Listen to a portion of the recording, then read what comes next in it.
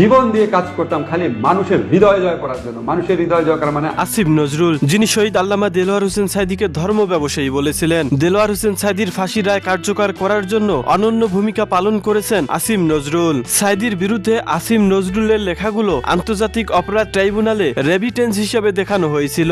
সাঈদীকে নিয়ে কথা বলতে গিয়ে আসিফ নজরুল তার নিউজ টাইটেলে লিখেছিলেন, একজন ধর্ম ব্যবসায়ীর উত্থান। সাঈদী এবং জামায়াতে ইসলামীর বিরুদ্ধে সবথেকে বেশি সে সময় বিষোদ্গার করেছিল আসিফ নজরুল। আসিফ নজরুল বর্তমানে বাংলাদেশ সরকারের আইন মন্ত্রণালয়ের দায়িত্ব পালন করছেন। তিনি ঢাকা বিশ্ববিদ্যালয়ের আইন বিভাগের অধ্যাপক। ব্যক্তিগত জীবনে 2টি বিয়ে করেন আসিফ নজরুল। 2013 সালের ডিসেম্বর মাসে আসিফ নজরুল বাংলাদেশি লেখক হুমায়ুন আহমেদের মেয়ে শিলা আহমেদকে বিয়ে করেন। তার প্রাক্তন স্ত্রী ছিলেন অভিনেত্রী রোকেয়া প্রাচী। তাদের বৈবাহিক সম্পর্ক কয়েক বছর স্থায়ী ছিল।